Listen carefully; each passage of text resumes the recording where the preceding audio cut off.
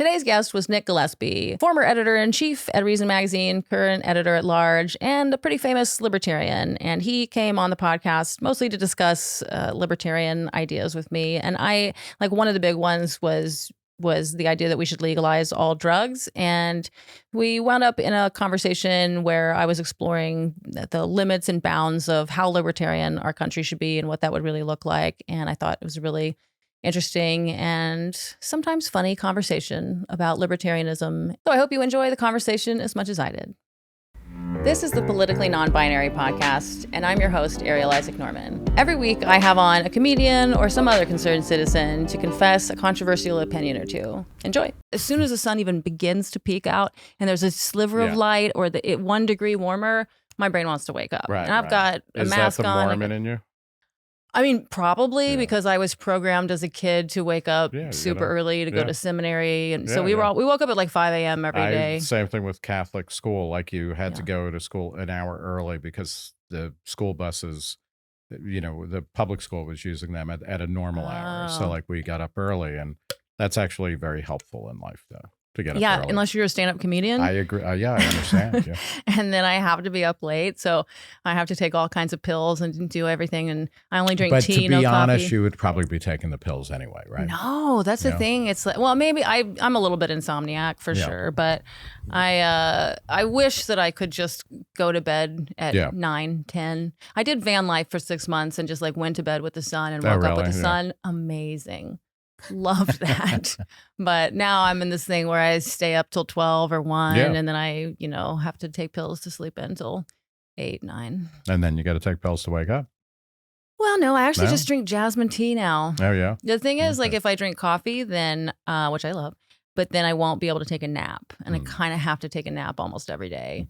And so I'm an old person and I drink jasmine tea. Well, welcome to the club. Well, you're drinking a C4. Yes, the Liberty Ice. But is that a bad idea? That I don't sounds know. like also like an free. alcohol thing. Yeah, Freedom Ice, excuse me. Oh. Freedom Ice. And it does help the Wounded Warrior Project. So it's part of nice. So you and Joe Rogan are doing your part. Yes. Except you got it for free. So yeah. You actually might have taken away from the Wounded Warriors. I think so, yeah. Mm-hmm. So I'm helping the enemy. Yeah. Okay. Wait, so the daylight savings time was made up originally so that farmers could get to school or not die or something? Yeah, I mean, I thought Ben Franklin came up with it or something like that, right? Yeah. I don't know when it became law. But the other countries don't do it? I don't know. Yeah, I know. The most interesting thing related to all of this is that sometime in the 19th century, like time zones weren't consistent and railroads had they were all on different types of schedules, which is kind of fascinating. So that we came up with time zones to help regularize that, which is kind of interesting, but it's also kind of sad. Yeah, right? It was better when time was a mystery. Yeah, I don't know. Yeah, there's something romantic about time. Really, now everyone's like, time's a flat circle, but is it? But it went back in the day when it really was just the sun and some weird clocks that never linked up and. Yeah, that's kind of it's a romantic it would have time. been hard to be a night owl, right? In 1800. Well, they didn't have enough lights. Yeah. So it's so much easier. That's the thing. I'm not the hugest fan of Vegas, but when we do the Skankfest festival, they that stupid street where there's all the lights. Right. You know what I mean? I'm like, oh, I get it. It is awake. Just to have all those lights. I'm like, oh, okay. Yeah. I see why this can be a good thing if you have to stay up for late. a while, right? Yeah, until you get Alzheimer's or whatever happens. I don't know if you get Alzheimer's more likely if you're an insomniac or not. I think so. Yeah. Yeah, sleep is kind of the number one thing for almost any part of the house. Yeah, that's probably true. Yeah, I'm pretty sure anything that's kind of taking speed, coffee. Apparently, did you see the big news a couple weeks ago that picking your nose leads to Alzheimer's? I am very sorry to hear that because I probably won't make it through this interview then. Yeah, I was going to say, I don't know what to do. I mean, or is it just that everybody picks their nose, but only the people who were honest about it were the ones who got Alzheimer's? Well, it's also, I'm in Austin from New York City, and I lived in Huntsville, Texas, 20 years ago. And I remember I moved there from LA, and it's Texas has its own biome or whatever. So when you come here, your nose is it's not right for a while. It takes an adjustment period. Yeah. Yeah, that's interesting. Okay, so maybe honesty is correlated with Alzheimer's. We're still fucked. Yeah, I'm not. I was just talking about 23andMe, which I did years ago, and I was talking with my son, and he also did it, and we're both like bulletproof against Alzheimer's. Oh, I thought you meant you were a liar. Yeah, well, that too. Yeah, and then there's the cancer, so it's like we're never going to get to Alzheimer's stage. Oh, yeah, so, that's why you don't get. Yeah, to Alzheimer's. I think so. Okay. I think so. Just die young. I was just suggesting to people because I was in some kind of liberal circle the other day, and people were complaining about how it's really hard to get assisted suicide. There's only a few places in America. It's like Portland, but you still got to prove that you're like terminally ill and you've tried your best. Well, that's when the conversation took a turn for the unaliving talk. And so we had to make the next several minutes into a Patreon segment. But that means that you get the rest of the conversation completely without having to go to Patreon. Or are we doing Substack or Patreon? Okay, well, you know what I mean. Patreon is the Band-Aid of paywall. Go to my OnlyFans it's substack.com. No, it's politicallynb.substack.com. Politicallynb.substack.com to hear the rest of the unaliving talk if you're into that. Or else you can enjoy the rest of the episode where we pick up. Have you ever buried anybody? Not literally, but like a family member or anything like that? Yeah. Did you do like the whole coffin and all of that kind of stuff? I didn't choose it. My parents did. Oh, okay. But, yeah. Because my parents are both dead, and that is like a really weird, like that has to be, it's not even good or bad for the environment. It's just like, there's not enough room after a minute. Yeah. Well, the Catholic Church, which I was raised Catholic, and when I was growing up, Catholics were famous for not allowing cremation because like Jesus is going to come back and you'll rise up. I thought only Mormons even believed in the body being resurrected. I thought no, that was a huge Catholic thing. Like you were going to be resurrected. And it was always kind of shadowy because it's like you're going to be resurrected in the form that you were when you died. Right. But like, what if you were shot, blown up? That's why we can't kill those fetuses, man. Yeah. So, but then the Catholic Church, basically in the U.S. anyway, like they're running out of cemetery space. So now you can get cremated and buried in a Catholic cemetery, which is both kind of great, but it also, like, if you believe in this stuff, it's like these aren't small things. Like you're told that we are this way because God told us to do it, and this is the only way to do it, and we've always done it this way. And then it's like 5 minutes later, God's it's like finally being practical. Right. I guess if there's going to be this many billions you can of give people, a little, right? Yeah. I mean, times are changing. I mean, I think that's wild.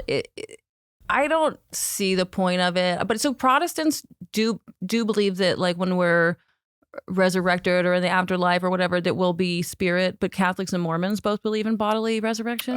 Catholics definitely. I think it might vary with Protestants. And then there's like the whole, and this is a small group of Protestants who believe in the rapture. So like the really good people are going to be, before Jesus returns and the Antichrist shows up, like the good ones will already be in heaven with God. They're probably already there. Yeah. I would like to think so. That would explain a lot of phone calls that I don't get returned anymore. It's they've like, been raptured. Yeah, that would be a great bumper. Well, there is the bumper sticker. Like, if this car is driverless, the rapture happened. That's a fun one to put on the driverless cars. I've got a new opportunity for Google's jokes. All right. What'd you do this morning? Did you do any South by stuff? No, I did not. I met my son who lives and works in Austin. Time? Yeah, that's right. It was a blind date set up by 23andMe. And he moved here about 6 months ago. So it was nice to see him. Cool. And we went to a I got to say, with Austin, and how long have you been in Austin? 2015. Okay, so pretty long time. But like, I can remember the first time I came to Austin was in the late 80s. And it was in a moment where like everybody was looking for the next big music scene. So, and this was before Seattle exploded. Minneapolis had kind of started and was cooling off, and Austin was gigantic for like, the mix of like cowpunk, punk, rockabilly, blues, all of that kind of stuff. And it's changed so much over the times that I've been here. But I was talking with somebody last night, and it's like more cities look like Austin now. And that's good for the other cities, but I feel like it's not so good for Austin. We're not as weird. Yeah, for sure. What other cities look like Austin now? All of them, like, if you walk down the street and there's like the, the kind of unfinished wood board restaurants with like a lot of industrial kind of metal on the inside, and then everybody's drinking out of mason jars, and it's some kind of punch or whatever, and like vague Texas overtones. Yeah, that's like all over the place. I lived outside of Cincinnati for a long time, and there's a chain which I'm sure has nothing to do with Texas called Texas Roadhouse. Sure, and I think we have those here too. It's a whole nationwide, isn't it? Yeah, it's great because all of these restaurants that are kind of themed like Outback, the steakhouse, not from Australia. It's from Alexandria, Virginia. Yeah. Like, I don't think they're even allowed in Australia, but they always have a kangaroo out in front. Them. Yeah.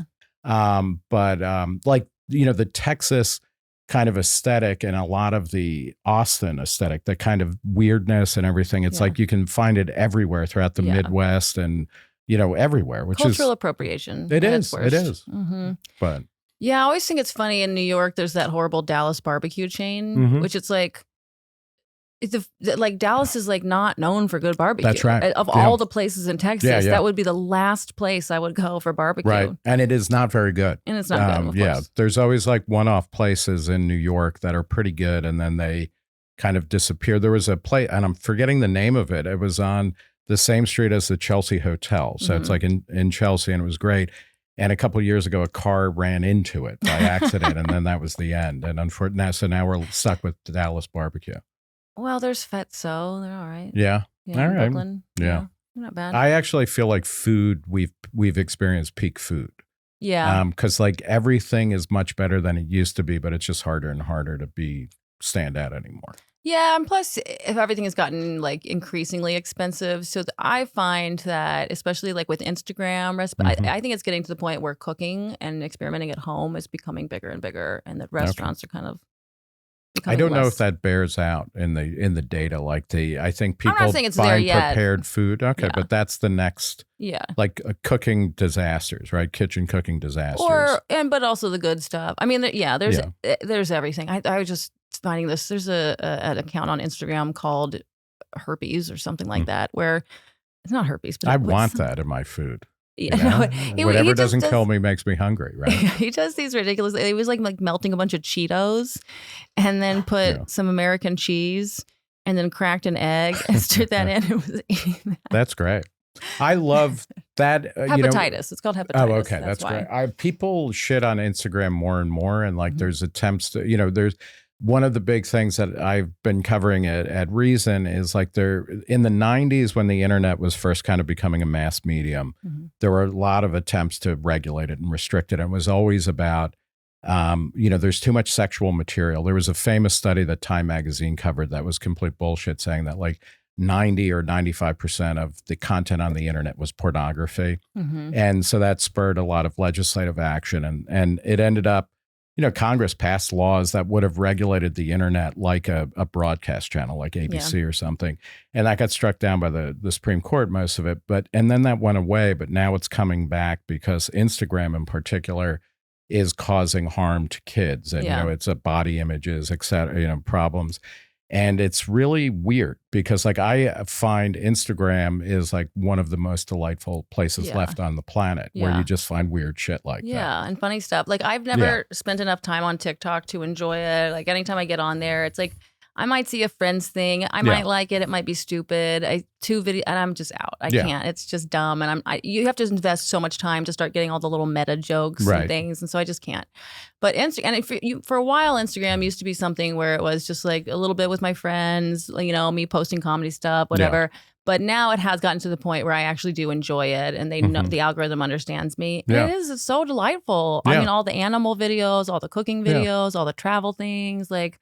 Just cool stuff about women. I'm just like, for me, the internet almost now consists only of Seinfeld memes. Yeah. And this is really sad. I'm a boomer. Yeah. So like Seinfeld was like the high point of white boomer culture. Yeah. Because like in every episode, it's like 4 white people who are being besieged in New York by like ethnic types who bring chaos into their lives. Yeah. And it's kind of amazing because the show went off the air in like 98 or 99 and it's still kind of around, and I like it because it was kind of replaced by Friends, and these are like, you are either like Seinfeld, where the world is kind of malevolent and dark, or it's Friends, where everything is okay in the end, and that's the real battle line. It's not liberal or conservative or anything. Yeah. It's like Seinfeld versus Friends. Well, I think that is a little liberal is everything is good in the end. Conservative is it's not. Yeah, I don't know if Seinfeld is, Jerry Seinfeld, I guess, talks a lot about cancel culture and stuff like that, but it doesn't, I mean, so that can't makes imagine. him a Republican. Yeah, but I can't imagine, like, has he been out in the world? Like, he drives around with comedians and cars, but cancel culture? Yeah, I can't imagine has he had a regular interaction with anybody in like 30 years? Right. Yeah, probably not. All right. Now, what's your controversial opinion?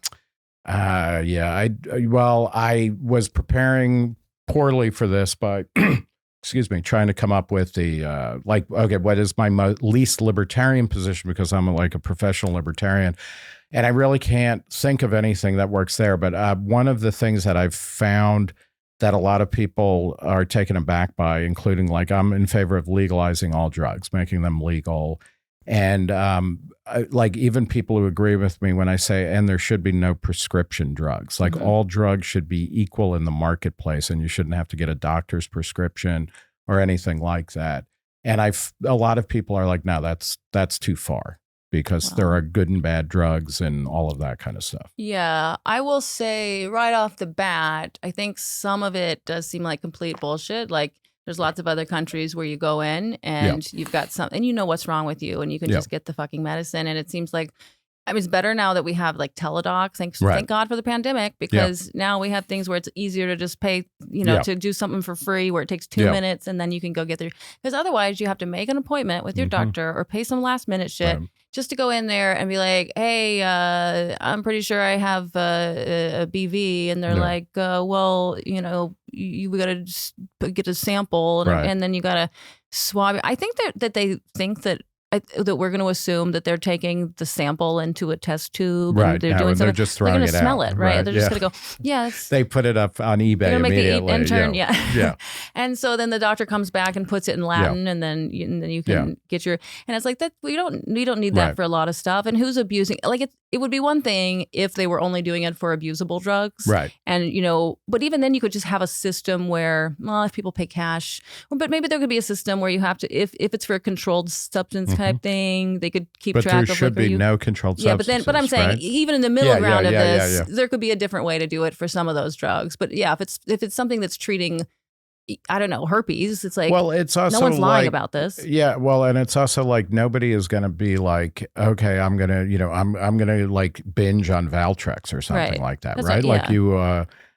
So you would have better marketing.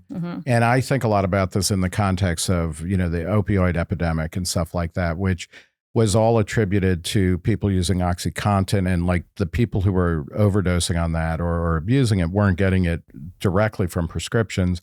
People who got prescriptions were then selling it to people a lot of the time. And, that the number of opioid prescriptions went way down about a decade ago, because people are like, that's how we'll stop this. But overdoses continue to grow, and it's not the legal status or availability of the drug, it's something else. And it's like, you were talking about fentanyl before. It's like most overdoses are because of fentanyl. Most fentanyl use is accidental, it's being cut. And it's like, if all drugs were marketed like beer, wine, and alcohol, people would fentanyl sneaking in. Yeah, I don't think so, right? Or you would go to the fentanyl barn for all your fentanyl needs, right? And then most of the time you would be hanging out at the pot shop. Drive-through. Yeah, and so I think that kind of thing. And then when you factor in, things like SSRIs or whatever, it forces more responsibility on the individual. It makes the profit of drugs much lower for pharmaceutical companies or drug dealers.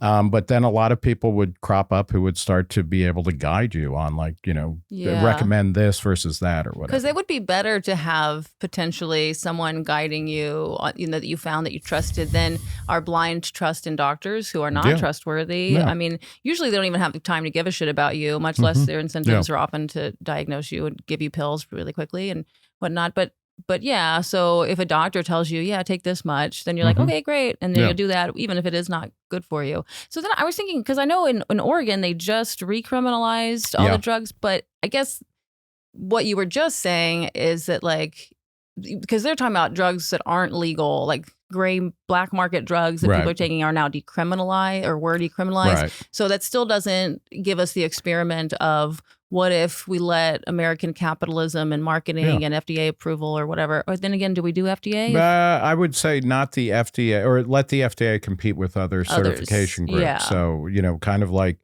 sometimes this happens, excuse me, with like electrical appliances and stuff. You can go to one of a couple different organizations that'll say, okay, this thing isn't going to blow up and burn your house down.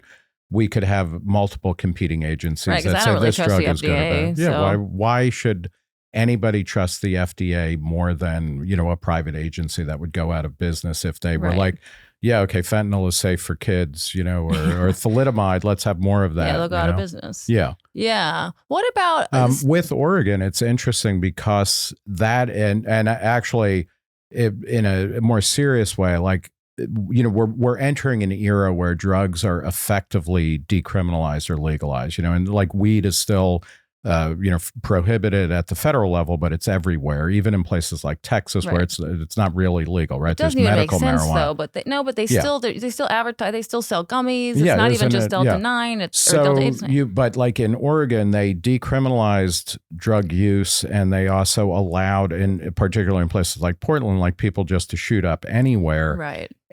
But decriminalization without the other aspects of like, okay, where you have illegal marketing, because decriminalization mostly means you can't be punished for personal use, but it doesn't create distribution and marketing where the information comes, or places like safe injection sites that aren't, you know, the middle of the city or something like that. And in that particular law too, there were millions of dollars that were set aside to help people with substance abuse problems, which I think, you know, is a real issue for society to deal with. And that was all like, none of that was dispersed. So basically what you're doing is like making it easier for people who already have problems to take more drugs in public. Right. And, you know, that's bad policy, because you just increase the harms without. It's kind of like, you know, defunding the police without actually doing all the other stuff first that they said that we should be doing, getting counselors, helping people to not be in poverty, whatever. Yeah, well, that's so hard with the government, right? Because they can only ever do like one thing at a time. Right. They're not able to get all of the pieces in place that you would need for stuff like this. I actually find Texas more interesting than a lot of other states, you know, and it's you know, because Texas, in a way, has generally less regulation than most places on business, and in a lot of ways, like socially, effectively, and that's better. Except for abortion and weed, but yeah, well, this is a problem, right? And what happened? The Texas law. What is the Texas abortion law right now? Well, that's the thing. I thought it was still at 6 weeks, but I was just informed that no, it's gone now. They got rid of it all. So you can't get any abortions now, which I thought the 6-week thing was kind of fun. Well, that's Oklahoma, what a race right? To the this clock. Is like a golden opportunity for Oklahoma, but they probably are like forcing people to get pregnant. Yeah. It's not good. Even though the drive's short at Oklahoma, people are like, well, we'll just go to New Mexico. I get that. But the weed's better in New Mexico. This is when I moved to Texas. I had been living in Los Angeles, and I was like, okay, great. I'm leaving the People's Republic of California. I'm going to, you know, the individualist, rugged country of Texas, and I was very disappointed to find that, like, they're like, they might call themselves Republican or Democrat, but a lot of people here are just like, I want the government to do everything I want it to do and punish the people I don't. And it was like, it's a little bit different if you're a Republican or a Democrat, and I suspect that's still the case. Yeah. But what was interesting about Texas for me, so I was in Huntsville, my ex-wife was teaching at Sam Houston State, and there was a sex toy store wanted to open up in town. You mean a cake topper store? I don't know. They're not allowed to sell sex toys. Technically, they're all cake toppers. Okay, that's great. Yeah, thank you. So it was, in any case, this place was going to open up across the street from the university, you know, the august institution of Sam Houston State. And in the newspaper, and people were like, okay, well, we got to stop this. But they were like, there are no rules on the books, like, because Huntsville didn't have zoning or planning, like in a way where they could say, okay, well, this is a problem. And in most parts of the country, they would have been able to stop the application, or like there would have been an application, et cetera. And I was kind of like, oh, that's kind of great to live in a place where you can't stop a business from opening up just because you find it offensive. And then I think the store closed really quickly because nobody in Huntsville was having sex. So, well, the college students can't afford sex toys. I guess so. Yeah, they're all busy paying off their student loans, right? Yeah, they've got drugs to purchase, and alcohol. Yeah. They're not like, they're just fucking for free, I think. That's right, yeah. In college. Okay, so then what about children? If everything is legal and over the counter, et cetera? This is always a question of, like I said, let's start by treating everything like beer, wine, and alcohol. And we have age of consent laws, both for sex as well as drinking and driving and voting and going to war, signing contracts. So you're okay with that, still having a drinking? Yeah. Yeah, although, and wouldn't also it be better if it were 18 or 15, or like in Europe, everyone drinks a glass of wine with their family? It's weird. There's an argument for, like with drinking anyway, if you grow up in a culture of drinking where it's not seen as something that you do to get fucked up, but it's like something you do with your family, of course you're like, well, I don't want to do that because I want to escape my family. Right. So there's an argument for that. And I lived in Ohio for a long time, which is a very prohibitionist state, but they had a thing in their whatever state constitution where if you were in a restaurant with your family or your guardian, like, you could order drinks. So like you could be 15 and drink at the table with your family, which I guess doesn't happen that often. But, in the broadest way possible, I don't see a problem in saying, okay, kids are different than adults. And the dividing line for anything is going to be kind of arbitrary, but, let's have that. And then we can figure out the tougher cases. And I think the other thing with all the legalization stuff is that you have to have good penalties and clear penalties and serious ones for people who endanger other people because of whatever intoxicant or whatever substance they're using. And it could be insulin or it could be heroin, whatever. But like if you're fucked up and you cause trouble, that's like a really big deal because we're giving people a lot more freedom to live however they want. And so then if you fuck up somebody else's life for no good reason, like you got to pay for that. Yeah. Okay. So we can still have minimum ages for each of these substances that are otherwise controlled some way. And we can also still have, just like if you're drunk driving, you get in way more trouble than just shitty driving. Right. And, it's amazing the history of kind of drunk driving laws where I had a girlfriend in college, and I think this would have happened to her family in the 70s or something, but she had an uncle who got hit by a drunk driver, and it was considered an exculpatory factor that the driver was drunk. Like he got an easier treatment because he was drunk. Right. And then by the 80s, drunk. You had one more for the road. You were encouraged to do that. And then, by the 80s, that had flipped, and which makes sense. But then it also can get to a point where, like, if you keep ratcheting down the blood alcohol level for drunk driving, then it just becomes a way of kind of policing people more, more and more. In trouble for anything. So it's, it's always a balancing act. But I think the imposition of, driving under the influence laws is great. Like that makes sense because if you take a drug and you fuck yourself up, that's sad, but like you've done it to yourself. But like if you fuck yourself up and run over a bunch of people, like. No, I think that. Unless, of course, that's part of the assisted pact, if they ask for it. Yeah. You get them a video where you can't, with the deep fakes, AI stuff, I don't know. We might not be able to. No, it doesn't, That really, that's the deep fakes are going to be tough on the assisted industry. But that reminds me of that there's like a German couple, or not couple, but they found each other on Craigslist where the one guy wanted to eat the other guy's penis and he did, but the guy I think bled out because of, and that might have always been the plan for him to die. I'm not sure. And but he gave and the then consent. Germany maybe needs to be treated differently than all other, particularly for BDSM and they kind of invented and perfected it. So I don't know. But do you think you should be able to pay someone to cut your dick off and eat it, even if it'll kill you? Should the guy who ate it go to prison? Or that's a good question. I don't know. I don't know. No, it's not a good question. And I'm trying to like have, how, if I can stall on this for like an hour, I will. In general, I think, anything that's consensual, it should be allowed, It's assisted suicide again. So I guess, but then maybe there is a value in saying, okay, certain types of behavior, like, and I guess this is already shifting the terms, like you shouldn't be able, can you sell yourself into slavery in a way that can't be changed? Yeah. I don't know. I don't think this happens very often. Like we're still talking about this one, fucking German couple from like 20 years ago.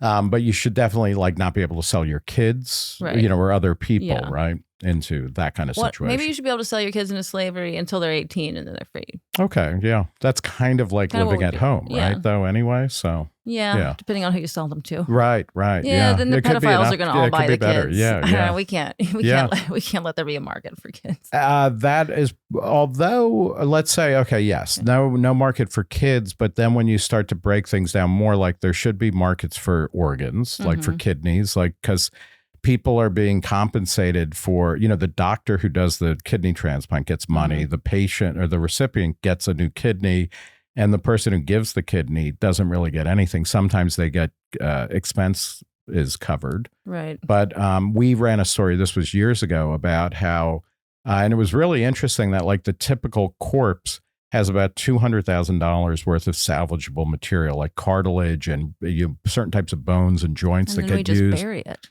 We bury it, and we might even release carbon. I don't know, and if you could figure out a way where people could legally sell stuff or like sell their remains, right? It for many forget people, organ donation. Yeah, a lot of people are like, yeah, but I've been literally in a situation where my brother-in-law who died was an organ donor, and then it happens like he had a heart attack and then was in a coma.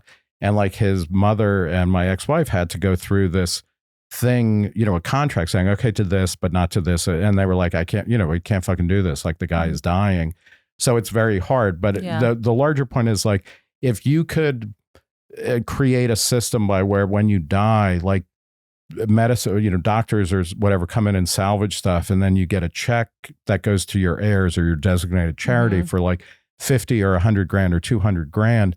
That would be life-changing for so many people, to get that. And it's like everybody can do that. That would be kind of interesting and cool and socially valuable. Yeah. But people are worried about the creepy effects of if there's a market for the selling, one of your kidneys or something. I have worked so many shitty jobs in my life. Like I've worked in a lot of factories and things like that. And like if you could have said, okay, instead of working for minimum wage, for crap hours, you could sell one of your kidneys for like, I don't know, 25 grand or 50 grand. I do it for 50, not for 25. Yeah. Well, 50. You're doing pretty well. Oh, so I just, I feel like inflation. Maybe when you but and maybe you also throw in something like, okay, because you donated a kidney, if you ever need one, you go to the top of the list. I think that's good. Although if more people do that, then the top of the list will still be pretty long. But But yeah, because it reminds me of when people are against, prostitution, sex work, but it's like, but I just talked to straight women who are having so much sex that they're not enjoying on any level and they're doing it for free or for dinner. And, interesting, I talk to a lot of gay, lesbian, and bi people who are also having sex they don't enjoy. Really? For free, yeah. So lesbians who are having sex that they don't enjoy? Well, when they're having sex at all, yeah. Oh.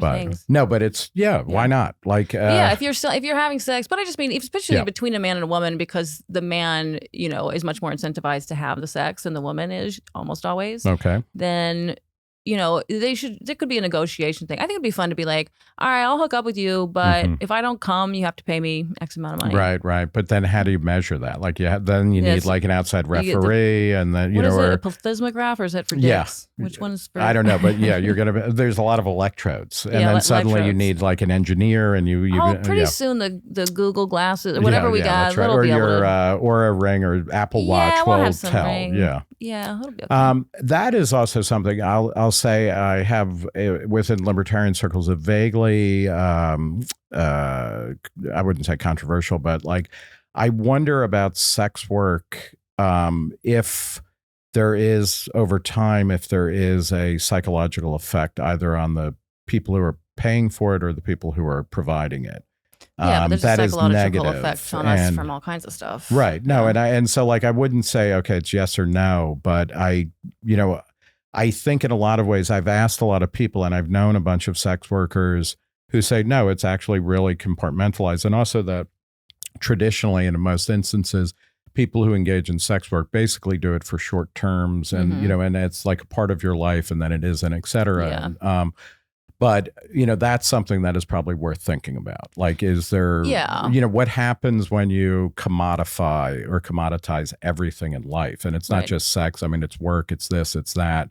You know, that can become a petty world, right? Like if everything, you're always trying to pick up the pennies on the table in every even transaction. with the selling of a kidney or something, it is like, because I know there's a really difference when an interaction goes from social to commercial. It really changes your relationship. And so I think that's the big fear around the organs and around the sex. I think there's some women. But it's also around medicine too. Like, because doctors are always like, no, this isn't a profession. This is a vocation. And then here's the bill. And like, you can't bargain or negotiate. So it works. Even price discriminating beforehand doesn't really work. It's very hard to figure out for most of these things, how much it would cost this or the other. You know, I remember when I was really young feeling like doctors were just like, it is what it is. You know, you have your insurance and it all works out and everyone's on the same side. And I don't know if that was just me being a child and not dealing with the insurance myself, or I think the insurance used to be better. There used to be less of this stratification of good insurance to bad insurance. And so now it just feels like I walk into the doctor's office being like, fucking, I'm going to have to debate and negotiate and call my insurance in the middle of this and try to figure out what's going on here. And so I mean, compounded. I agree with that. It seems much more complicated because there's more options in a way, so it gets more complicated, but you never know. And two things on that. One, I remember the first time I had switched to a high deductible, low premium plan. And a doctor prescribed me something and it was like a name brand drug. I forget what it was. And I was like, how much is that going to cost under my plan? And he was like, I have no idea.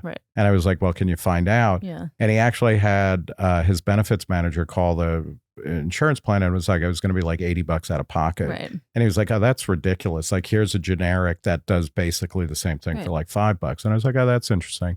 The other thing, I was raised to think that all doctors were geniuses, like, you know, only Einstein's got into medical school. And I can remember I was going to my doctor. I had like come home from college and like I was talking to the guy who was probably, you know, I was 20, maybe 20, and he was like 50 or 55. And I realized like this guy is fucking stupid. And like I am smarter than him. And that like was like when that curtain raises, then like everything goes out the window, right? Yeah, I just was saying this the other day to a group of people that I'm like, well, you know, like in this country, like most people are incompetent at their jobs. And they were all like, what? Some of the older women, what? I'm like, I think if you're older, like there's this one woman who was like 65 or so. And I'm like, maybe she doesn't quite see it. But I'm like, dude. Almost all of us. It's not just the people of the DMV. Like people are bad. And I remember when I used to work at Trader Joe's, like in New York and Boston, and you know, you're talking to a lot of like high quality people or people with like good jobs and stuff, and then you realize, oh, morons are running this entire country. Like from every level of every kind of job. Except for politics. Oh yeah, well, that's where we save the geniuses for, obviously. But it's amazing when you think about that. But also, have you ever talked to older women about their experiences with OBGYNs? You mean like in the old days of it would all be men? I mean, like 20 years ago, or 30 years ago. And it's like, it is amazing. That was a kind of radicalizing experience for me, you know, both about gender politics and medicine, but also just in general, like the way that you know, as the patient, you're just there to help the doctor make money. And like, I talked to a woman, I remember she was talking about like she had an OBGYN appointment and she was in the stirrups and she started to say something to the doctor who was examining her. And he like held his hand up and he was like, hey, if I need you to talk, I'll ask you a question. Well, to be fair, like, men can't multitask. That's true. No, that's true. Yeah. Who knows what he was doing down there? Like he might have been working on his taxes or something. Yeah, he needed a minute. No, I mean, exactly. It was more of a problem decades ago, but even still, that's something I'll see on Instagram where people are like, I talked to 3 doctors about this. No one believed me about this. They all said I was being hysterical, more or less. And it turns out that I had, you know, this libo or whatever. Right. Yeah. And also, I mean, doctors, it's crazy. Don't get me started on birth control and like women just fucking up their bodies with hormones in order to let losers come inside them.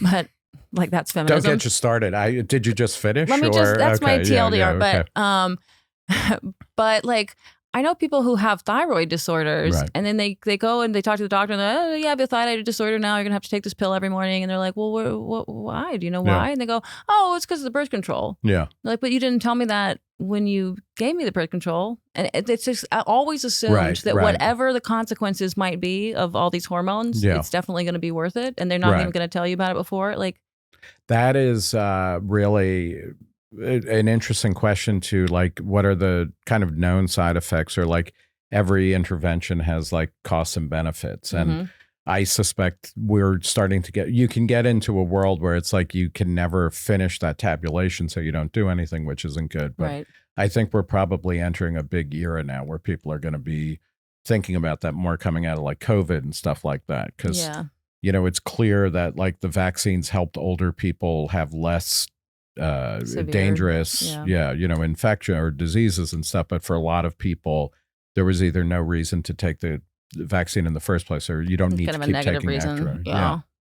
Yeah, exactly. Especially for kids. I mean, that was insane. Is there a lesbian angle to COVID vaccines?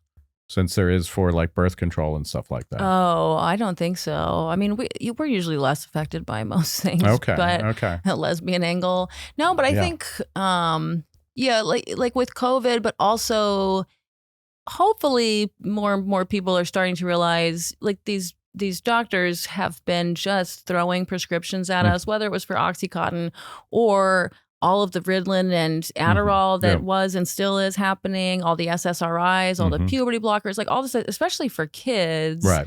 Like we have just been throwing, and even at really young kids. So now there's all these side effects that are turning out where not just for puberty blockers, but for SSRIs. And I would imagine probably for Adderall and Ritalin, it might happen too, where these kids will never have orgasms because they're giving kids like Lexapro at 7. Yeah. And like, if you've never had an orgasm before you start taking any of those drugs, like not just the SSRI, the puberty blockers, all that, then you probably never will. Really? And so, now you can just be asexual though. I was going to say, like, I wonder if you take sex or the pursuit of orgasms out of the equation, like, do people become more productive, or are they just kind of aimlessly wandering around? Maybe in a cloud? Women become more productive, but men less, because you're less motivated to achieve. This, by the way, is a Seinfeld episode. Is it? Yeah, where George can't have, his girlfriend has like a yeast infection or something, and he can't have an orgasm, and he becomes super smart, and Elaine, for opposite reasons, doesn't have sex, and she becomes kind of scatterbrained and whatnot because she's not having sex. Yeah.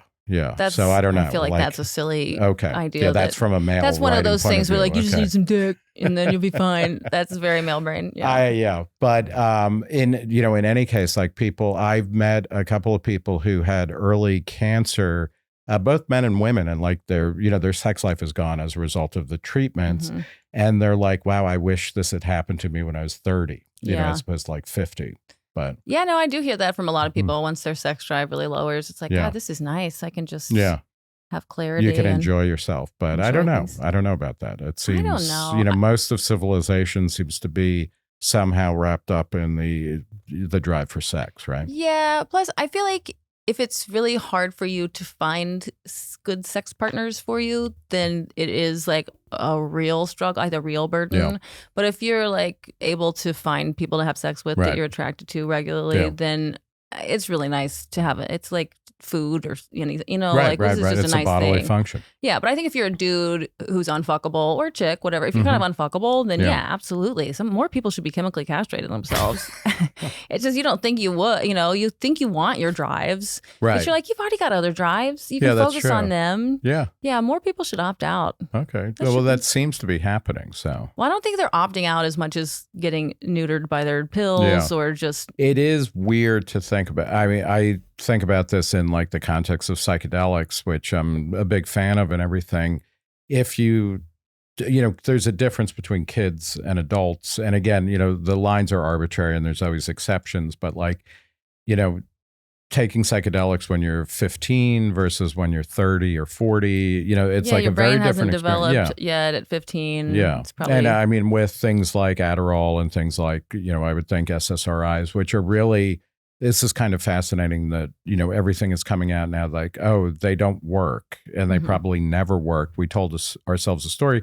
I took SSRIs at various points and they actually helped me. I got better while I was on them. And now, I was reading a newspaper story, which it's like they work in like fewer than a third of the cases. Yeah. And that includes like you need to be doing talk therapy at the same time, et cetera. And that like, that most recent study that got a lot of press was like dancing.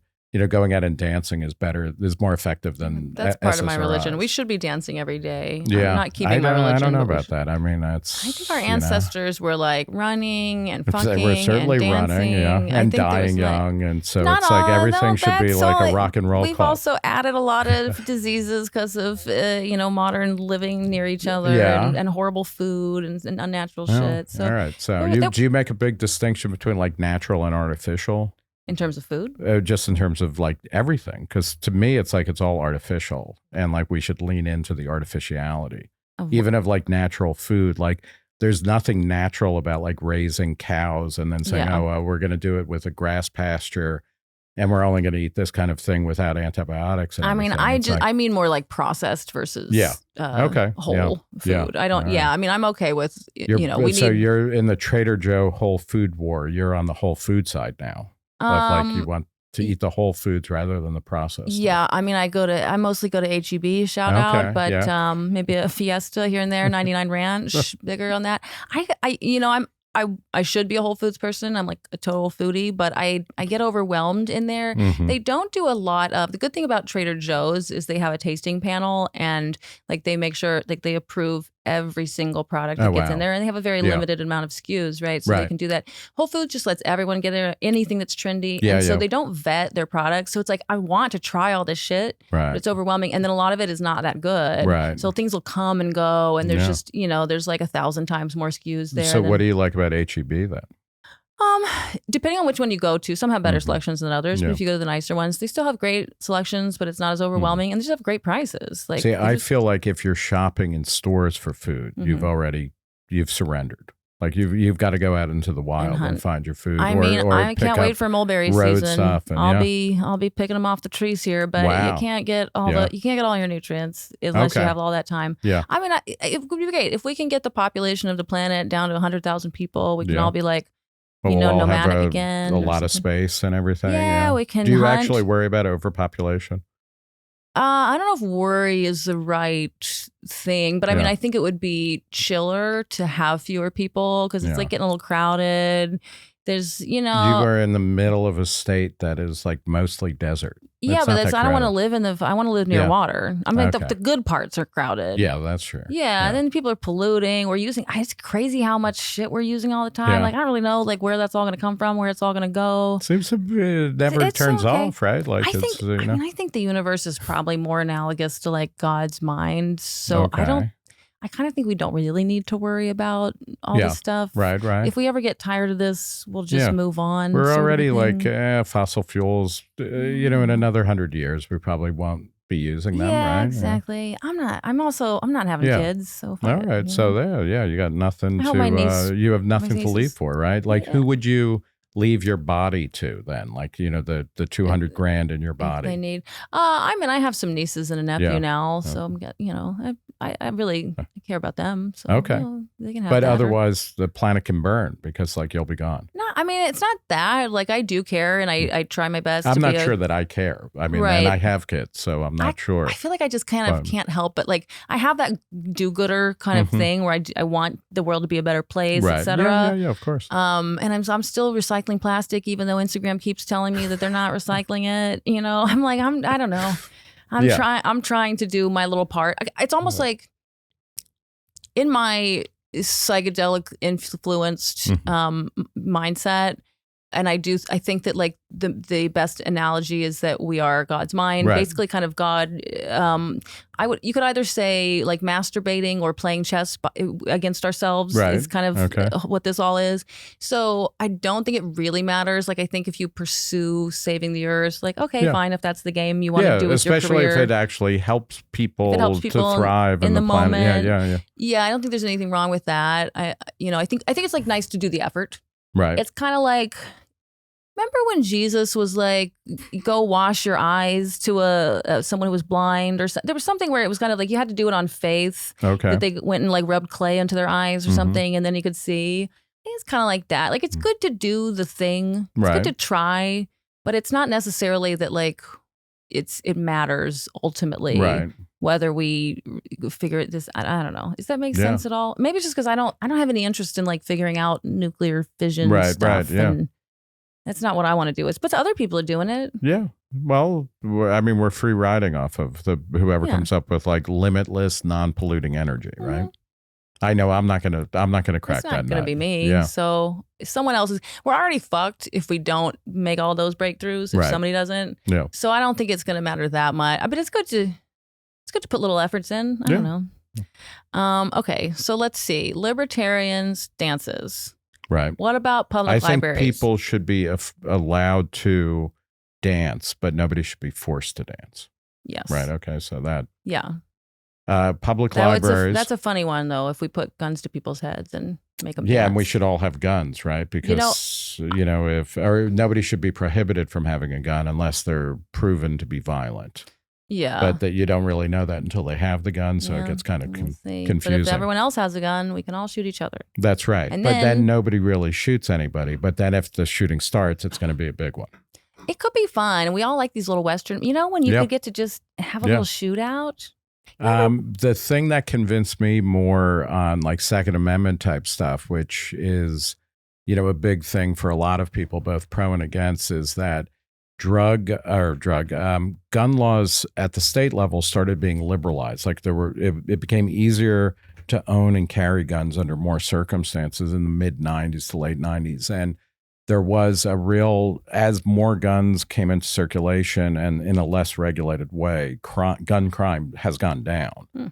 And I'm like, okay, that's a pretty good empirical test that like worrying about guns.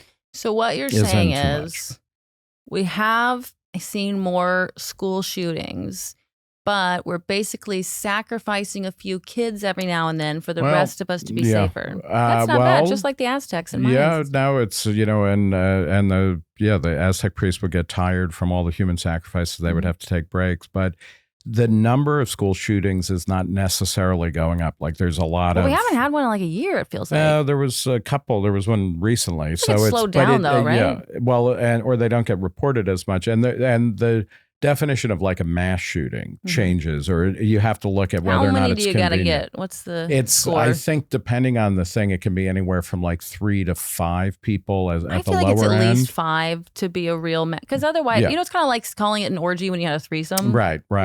Yeah. So it's, according to this, like the number of these incidents may not be increasing, but the number of injuries have been. So, it's kind of 6 of one, half dozen or another, but it's like, the question with school shootings in particular, because like nobody, school shootings almost always happen at public schools where kids have to be by law. That's funny. But it is like, how do you protect against those? And it's clear we're not going to. Public schools. That is one thing. Yeah. You don't put the kids to work, at age 6. Why school? Why not a factory? I just meant as a libertarian. We could do private schools only, but. Well, there have been a couple of private school shootings. It's like, and you would expect them to be more efficient, right? Because I would think they would be more of those too. But how do you prevent or reduce the number of shootings? And we are not going to be a society where they go out and actually collect all the guns, even if that was possible. So you got to come up with something else. And the good news on that, not in particular instances, but overall, gun crime is lower. So like, okay, maybe this is not that, the issue of the number of guns in circulation isn't what we need to focus on. It's particular things. And like, the Uvalde shooting in Texas, it's been like a year since that. And the reports that have come out, I mean, like the police were literally getting in the way of parents trying to save their kids. And that's okay. Like, let's figure out how to change that dynamic. Yeah. But I think we got to get those cops in shape again. Yeah, but they don't go into, police work in order to become fit, though. So, you got to respect their choices. That's what I mean. Instead of the whole defunding thing, I do think it would be like... Refunding, maybe? Well, or just like training. Maybe we could have fewer of them who are much better trained, and also much better vetted.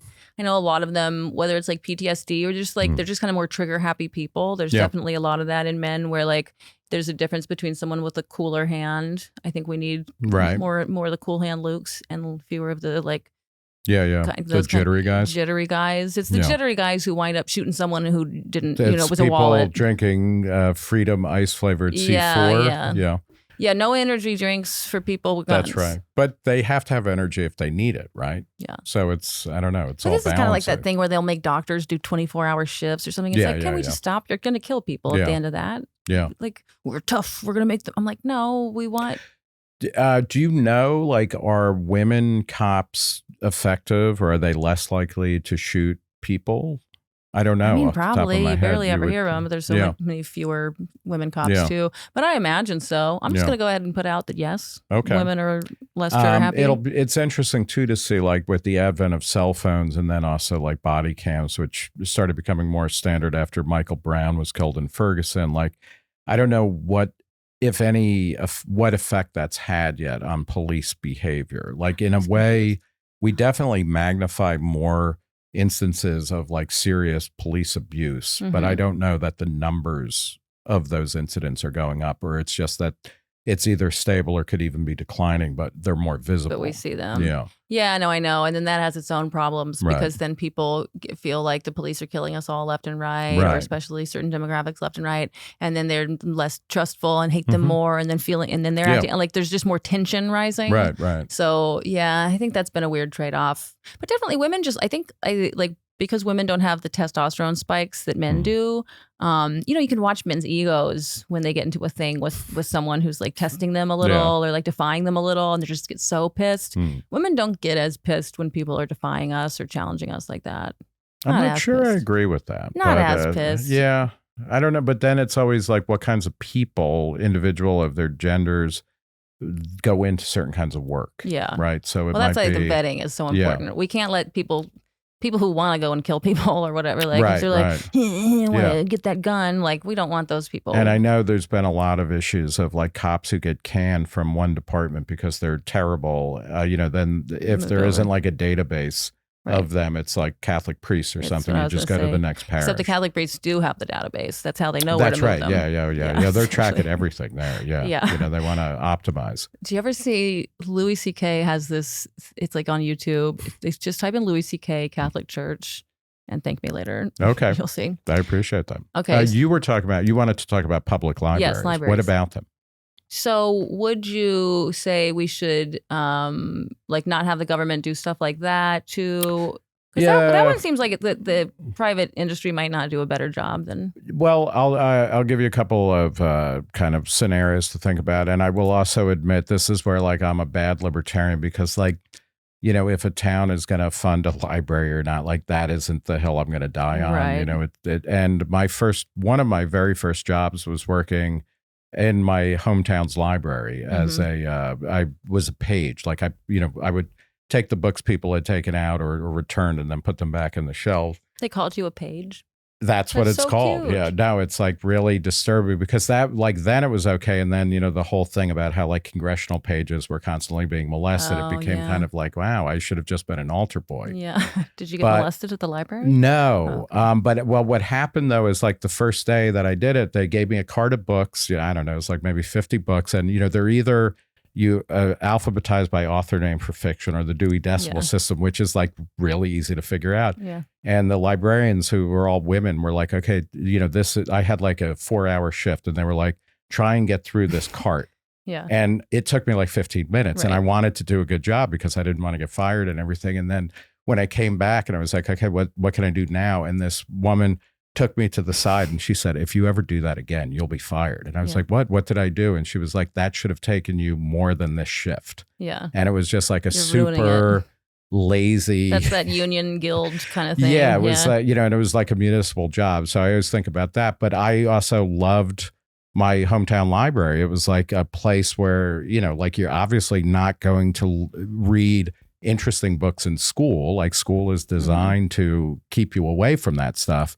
So in a way, like having that free floating zone where there were just, thousands of books, And it turned out the guy who ran the library, like, was really into buying more books and wide-ranging books, weird books, than he was in maintaining the building. So the library at a certain point collapsed because he didn't pay anything on maintenance. Like, was it like the higher floor with all the books? Yeah, it was like a on? skylight kind of collapsed. But so, the social utility for me of that library was fantastic and overwhelming. And I still have like memories. I choke up sometimes thinking about like going to that place, and you could just roam around and like pull something off the shelf and like be in a different world. All things being equal, the earliest libraries in America, the lending libraries, Ben Franklin created one of them, and they were private. Yeah. It's clear that there isn't necessarily like, I don't know that people are going to fund those types of things. I would like to think so, but it's also true that like in general, library funding is that isn't why the country's going bankrupt. It's not why there's inflation or shrinkflation. It's not why we're invading foreign countries. So yeah, it's low on the list of money savings projects. And the other thing that, they're gone now, but like I remember when Borders was a big deal, and Barnes and Noble, which started in New York and then they're still around. But those are kind of like libraries. And I remember I had moved to LA, and my ex-wife and I had our first son, and we would go to the local Borders, and every parent there, it became like a public library. Yeah. People would come. One parent would stay with the kid in the stuffed animal section, and all of these little, toddlers and infants would just slobber over the stuffed animals that nobody ever bought, while the other one could roam around and like have coffee and read and just check stuff out. So Borders was, at least in LA in the 90s, was kind of functioning better than the libraries, because the libraries have been taken over by homeless people who are watching porn all day. Right. So it's like, okay, that effectively privatized the library system. Yeah, that's true. I mean, it's funny because when I was in like 8th grade, I had a class where I was the librry page. They called us aides. But I'm gonna go also kind of a loaded term. Yeah, yeah, I guess so. And so then, but I had that too, where when I would sort the book, it took me no time. I don't know what everyone else is doing. And it is like, it's either you know most of the letters of the alphabet, I mean, and I was numbers. in the fiction section too, so I wasn't where it was just real. And so I very day one, it took me 10 minutes of the hour, and then I just started reading books in my section, and then the woman gets mad at me for that, which is like crazy. That isn't that the point of being reading? A library aide, right? Yeah, like that's the only people who are attracted to this gig. But so then I just realized, but the good news is mine was in the back corner of the library. Yeah. So I just put the cart out. Right. And I would read a few pages and then take a book, and just in case she was looking at me. Yeah. I found a place in the library which is filled with these things where you could hide. Like, so I would take the cart, park it somewhere, and then read for like an hour and put a couple books away, and then come back. And it's great. It's like, I highly recommend everybody work in a library. Yeah. If you like to read, I guess it would be a nightmare, right? If you were not a reader. Yeah, that's a funny thing. Just maybe they should just get the homeless people to put the books away. I don't think they would do that. I think they would keep them in their shopping carts, and because that's a weird thing, like the hoarding mentality, which is not obviously only with homeless people, but people like to hang on to stuff. Yeah. That's true. Okay, so then fire departments, we're defunding those, right? Defund the firemen. Yeah. This is a weird thing. I lived in New York in the 80s, and before, well, I guess now my timeline's a little messed up, but before 9/11, the New York City Fire Department was widely recognized as one of the biggest criminal gangs in New York City, really. Like the firemen were important and all of that kind of stuff, but like the bars that they were at, like they pretty much could just do whatever they wanted and nobody would do, anything. And then of course 9/11 happened, and that kind of narrative changed. And it was also interesting. I was living in Ohio when 9/11 happened, and one of the things that was fascinating was to see like the Cincinnati police and the fire department, like they all glommed on to like these brave men went into the Twin Towers, which is like fucking amazing and all of that kind of shit. But like, so, pay us more in Cincinnati because these people did this thing. And that rippled throughout. You never like know when public the terrorists service. are going to hit Cincinnati. I think they already have. Yeah. I mean, that's, it's like a long, slow bleed or something. Yeah. But fire departments, just more broadly speaking, like a lot of places have they contract it out to private providers. And it's Slate magazine or Slate website of all places, like 20 years ago, did a great story about just how, like, because of increases in building, like there just aren't the number of fires that there used to be. And like you need fewer and fewer firemen because there are fewer and fewer fires. And there are ways of kind of coming up with alternatives to traditional municipal fire departments that get expensive because once you hire somebody, like you're paying them, you're paying insurance, you're paying, a retirement fund and all of that. Their pensions, like things can spiral out of control very quickly, and you always hit people up for tax money by saying like, these are great people and they're providing a necessary service. Those calendars, we have. That's true. We don't want to lose those. Yeah, I mean, beefcake is a big part of the American economy. So. Yeah. So that we can't lose that. No, it does seem like, we don't build everything out of wood anymore. We don't have all these, buildings that are close together that are all going to burn down at once. You don't see a lot of fires being put out. Right. And then the cats in the trees. But then you need them. Yeah, the cats in the trees, this might be controversial, but I say leave them there. Survival of the fittest. Yeah, it's like, and they can come down. They can come down if they want to. Yeah, and why are we enslaving these cats? If they don't want to live with you. Well, I guess they're free range, right? If they're in the tree anyway. Cat. So it's like, good for them. But they're living their best life. They're committing, it's like assisted suicide, right? Yeah. And can't they climb down anyway? They should be able to. Yeah, you would think. Are you anti-pet? No. Really? I would. Oh, you mean like owning a pet, or just like having pets? Why would I be anti-pet? I don't know. It seems like I'm a lesbian. Yeah. So that means cats only or dogs? Yeah, I like them all. I'm a big fan of big cat, tiny dog. Okay. Also, like what's a big cat? Like a Maine Coon? Maine Coon. Yeah, Maine Coon. Those or just like a fluffy Himalayan. Not all of them are creepy, but I mean, I like them because they're so big. But it's. I used to have one. He could stretch up and just like be this. That's tall. really amazing. And he would be. He's like real. You have to earn his love, and then. But could you? I did. Okay. But also, if you had like he loved if you put your hair on the ground, he couldn't help but like play it. He loved it. And it would just be the kind of thing where finally, like after I earned his love, like I would be laying on the couch watching a movie and he would walk by and just kind of, how they pretend to be all casual and like they'd look, I don't care, whatever. But then suddenly he would hop and then he would like be my little spoon. Yeah. Oh. And did he run away the first chance he got? No, he actually was an outside cat. Yeah. He was free range, but we found him. He had already been declawed, and so then he had a friend, Spartacat, who they would go out together because Spartacus still had his claws, and so then they had like a little thing. But no, I actually a friend of mine had both of them, and like they would come and go. She would open the door and let them, and they would roam around the neighborhood, and then they would sometimes come back and knock when they were hungry, and other times she would open the door and just like. Spartacat, a titi, like whatever she called him. And then they would just come. Wow. Yeah. That is weird to think of a Maine Coon without claws hanging out outside. Like, because they have a size advantage, but then they're all bark. People don't know that they're declawed, so they have to bluff. Yeah. Those guys with the fake gun and the like paper bag. It's like a cartoon or something. Yeah, with the coat with the gun thing, with the pretend gun. Yeah, I think so. Yeah, and the fur is so big on the claws, you can't really see that they don't have it. Yeah. That's kind of great, though. I don't think I've ever seen a declawed cat in person, but that seems wrong.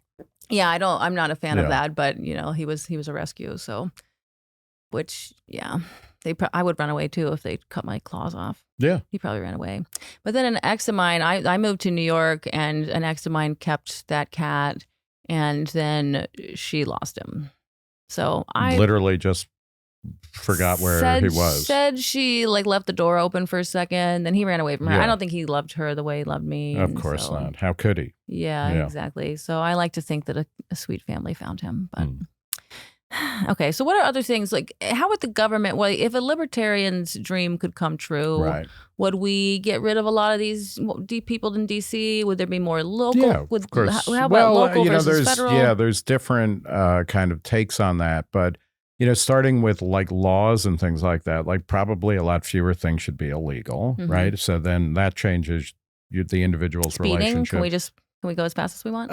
That's an interesting question. I guess in certain cases, a lot of it depends on like whether or not it increases or decreases safety. And, things like the Autobahn don't really have a speed limit, but they're pretty safe. Right. And again, it's like, I guess if you're, the real thing is like dangerous driving, right? Or reckless driving. That's what I problem. think. I think a cop should use their judgment. Right. If you go through a red light, but there's literally no one there and you have clear visibility, even if a cop's sitting there, he'd be like, yeah. Or if you're zooming around and, it's like there's no one around or, just depending on the flow of traffic, if it looks reckless, like it would be cool if we could have human discernment. Right. Although then I agree with that, but then it's always kind of like you're going from one like extreme to another of like, you want to give cops more human judgment or judges, but then if they start using that in order to pull over like particular people they don't like, whether it's racial, ethnic, sexual orientation, or just like the make of a car, like a cop hates Fords or something, then you want to restrict them, right? And so you want rules that bind everybody equally. So we need laws. Yeah, so it's like it's always kind of annoying. At the federal level, when Bill Clinton left, the White House in 2001, right? Mm-hmm. His final budget was like under $2 trillion, and we now spend over $6 trillion. Remember when we were all like, let's balance the budget? Yeah, and it happened, and then it's clear the federal government could be spending half as much money and probably getting more accomplished if they did fewer things better. Yeah. And so, the federal workforce is not, there were actually more federal employees per capita in the early 60s than there are now. So it's not always a question of like the head count and stuff like that, but what we spend money on and what we do is just really gotten out of control, and it keeps growing and growing. And during COVID, this happened under Trump and Biden, but like it ratchets up, then it comes down a little bit, but not back to where it was. And then, it might be flat or slowly growing for a while, and then it jacks up again. And the more the government spends, that money has to come from somewhere. And it means either taxes go up or you borrow more money. And then that pushes the day of reckoning down the road. And you either create things like inflation, or, people in 100 years are going to be paying, higher and higher taxes for fewer and fewer benefits. So yes, your generation had the best economy the world has ever been. Future generations are paying for it. And I guess when you put it that way, I don't know what I'm complaining about. But, indeed, but thanks for trying to limit the government for the future. Yeah, that's right. No, making it things worse off for future generations is probably the smart move. That's right. Yeah. So would you? As a libertarian, is it also like, let's not, should we not be in Ukraine? Should we not be giving? Yeah, I, in terms of intervention, like, I think, there, again, like with every ideology, you can find a range of opinions. But for me personally, I support Ukraine against Russia, which, is an aggressor and is awful. Just based on national colors. Yeah, that's true. That's how I choose sports. I agree. And country and war. And Ukraine is almost like Sweden or something, right? Blue so yellow it's like is one of my nice. favorite. Yeah, kind of Archie's makes you feel good. But like I want them to win. I want them to I could see throwing some money at it, probably not the way that we've been doing. But I also don't want my sons to die there. Yeah. It's not. I don't think it's America's fight. I think, the countries around it should be doing more, and they actually are. I think that's true in general. Like, we should not be invading and occupying countries. Like, we've had the entire 21st century, we've had like a really disastrous foreign policy that tends to be an overreaction to things that happened and then doesn't necessarily make circumstances better. Right. But at the same time, don't you think of that whole area as Russia? All those countries, Georgia, Ukraine. Yeah, I mean, I don't know. I knew a bunch of Ukrainians, and also I was really into the Olympics, because if you were raised during the Cold War, that's the only reason people gave a shit about the Olympics. Right. And then when the Soviet Union fell, like all of the the other republics started fielding their own teams, and you realize like how much they hated each other. Mm-hmm. And so I was always kind of rooting for Ukraine because they had a really good high pole vaulter. Yeah. And who didn't do as well as a Ukrainian as he did as a Soviet. So, I mean, that must hurt him. Yeah. But so I feel for those countries a lot. Yeah. Yeah, no, it's interesting. Okay, so then generally speaking, though, you're still talking about funding. You're still talking about giving money to places. Mostly what I think the U.S. should be doing, the U.S. is going to be like a major influence in all sorts of stuff. And the way that we would do things better than through military intervention is by having a Defense Department that actually keeps us safe, and then kind of, modeling the right type of behavior for countries. And we should be open to more people coming here. We should have more free trade. We should have more cultural exchange. And, for me, part of the answer to something like Ukraine is like letting more people in from Ukraine who are leaving there, and also allowing private citizens to help people however they want. But we have a military that has failed in its last several big interventions, like dramatically and drastically, at high expense, both to the people who we were supposedly saving as well as our own people, and in terms of money and all of that kind of stuff. So I think we really need to change the idea that we're the indispensable nation and we have to be involved in every conflict everywhere. Otherwise, the world will go to hell. Like, that clearly is a big mistake, so and it doesn't help a little bit from that. I think so. Yeah. Yeah. And I think, really the way like to contain China or something, like, because now everybody's already moving on to China. Yeah. The way to contain them is by making it easy for all countries to trade with us and to move goods and services and people, and we can keep the peace for our interests without necessarily, spending another, 15 or 20 years in Afghanistan before, and ruining the country a little bit and then giving it back to the people that we took it from in the first place. And hope they don't hate us. Yeah. Yeah. That's always a fun gamble that never it doesn't seem like much of a gamble. Yeah. It's like kind of a sure thing. Yeah. We've seen what happens. All right. Are there any other surprising things that you would take the government out of or keep the government in?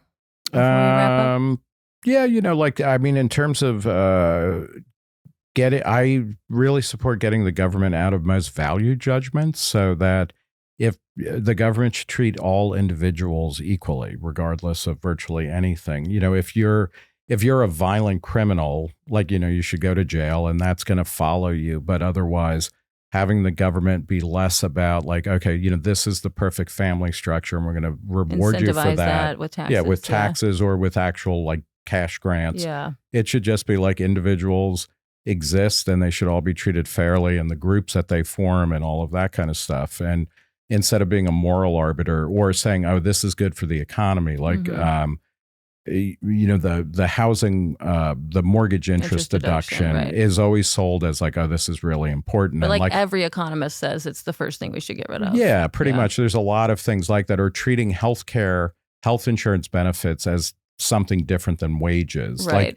If we had, if the government said, instead of letting employers expense that, or as an individual, you don't pay tax on it. If it was just part of compensation, and then we had a real functioning market. And markets don't always work perfectly, but if we had an insurance market where insurance companies were really competing for our dollars, we would have more choices, better choices, and the price would probably be less, just like with, apples or food or something like that. But we don't. So kind of shifting in that mindset, I think. Things should be more straightforward. Yeah. We shouldn't have to play all these games with taxes and things. And then also the tax code, we could simplify, right? Yeah, I think so. Make that simple. Yeah. But it's we just do all this stuff, it seems like, just to make a bunch of shitty jobs that or a bunch of okay jobs. Right. So we could get rid of all of that. And, more broadly, I tend to think of libertarian stuff, this is small L libertarian. It's more of an attitude or a kind of direction rather than a series of policies. And it's just what can you do to allow individuals more choices and options in their lives that matter? And a lot of that is government, but a lot of it is also kind of social and cultural forces. And to me, one of the most interesting things, and I'm not religious. I'm not anti-organized religion, but one of the most interesting things of the past 50 years, say, has been the secularization of American society. Mm-hmm. And in a way, what I like about that is groups or forces of kind of oppression and repression, they have less power, I think, than they used to. The Catholic Church or the Mormon Church or, virtually any church it doesn't have as much cultural power as it used to. Yeah. And that's generally good.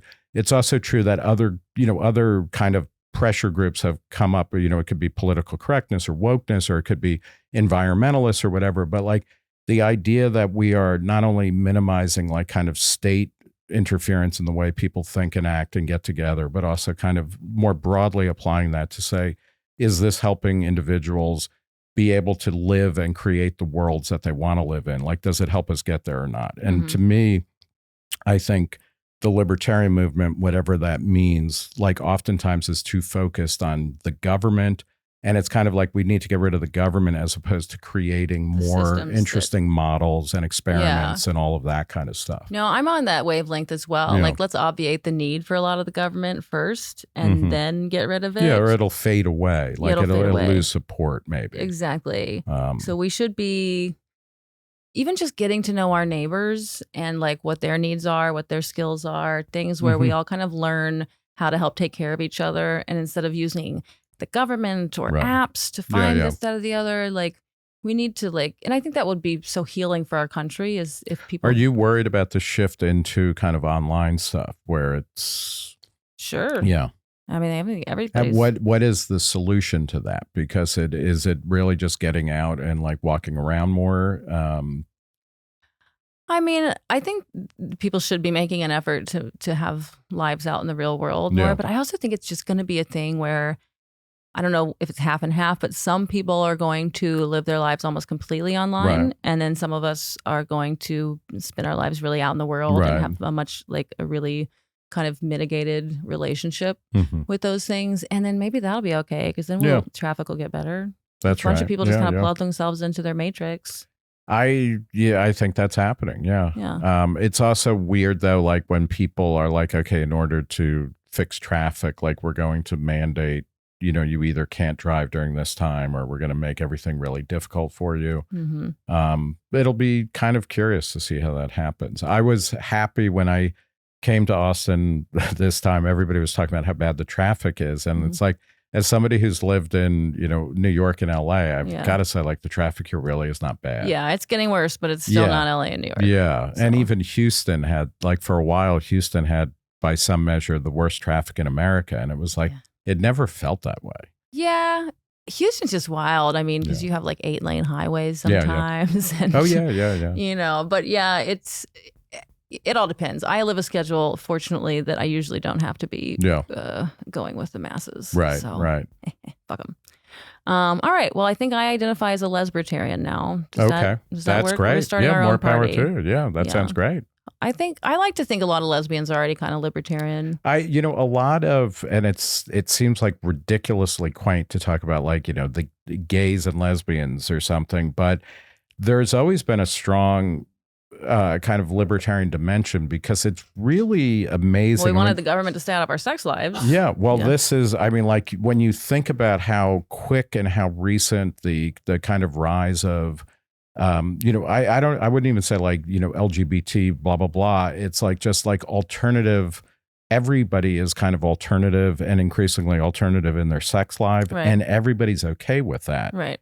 And it is like, I know there were a lot of gays and lesbians in the nascent libertarian movement because it was that most basic thing. Like, okay, this is mine. You can't take it away. You can't redirect it. You can't make me straight or make me like, big breasts or small breasts. Get out of my face. And it's like amazing when you see how many laws were designed to police sexual desire. Oh, yeah. And it's like, God, like that is, and or what we wore. I mean, there's still some of that, but yeah. No, and then like if you start to look at that and you say, okay, where else is that still happening? And then you start to see stuff. But I think it makes sense for for lesbians and gays and most. Well, actually, I was going to say like all sexual minorities, but we're all kind of sexual minorities. So it's like, except for the blonde. They really just. Yeah, I don't know. It's like blondes.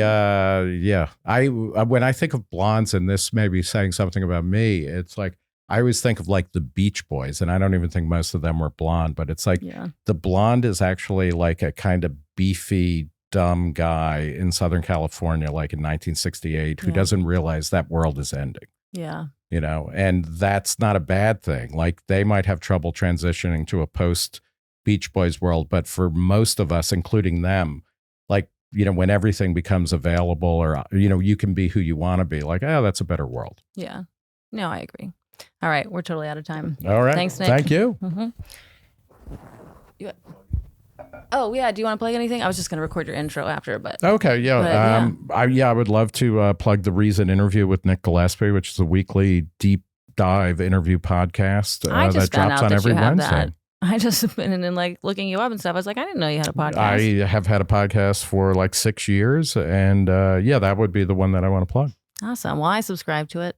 You do it. But wait, it's on Spotify, but there's video, right? Yeah, we just added video to most of our podcasts, so you can watch it. You can also just listen on Spotify? Yeah, absolutely. Okay. And I mean, it's everywhere, and the Spotify feed now has video, but it's, it's on all of the services. But I don't understand why anybody would watch video on Spotify, to be quite honest. I can't. I'm driving, I'm doing laundry. Yeah, no. It's I wish I watched more YouTube. But I can't get around to it because there's no time when I want to sit down and watch something. No, and then like if you're doing something else and then you and then you have to rewind or whatever, and it's like, why am I doing this? It doesn't make sense. But so many people do. You try to have a regular audio podcast, and all these idiots want YouTube. Yeah. That's why we're doing this. Yeah, like thank you, idiots. But you can just upload the same files to Spotify basically. And they've made it easy. Yeah. Yeah. Are we doing that? The videos on Spotify? Oh, yeah, because I turned off the downloading of them, so I don't even realize. Oh, yeah, okay, you can't. It's so much data. Yeah, no, it's too much. And not everyone's subscribed to 82 podcasts the way I am. So yeah, but, it's interesting when you go back and you're like, why am I listening to that? Or I haven't listened to things in years that I'm still, and it counts as a download, so more power to it. Yeah, I'm supporting a lot of people's numbers, but yeah, even if you just are subscribed to Joe Rogan, your phone will be full in 2 weeks. If even. Yeah.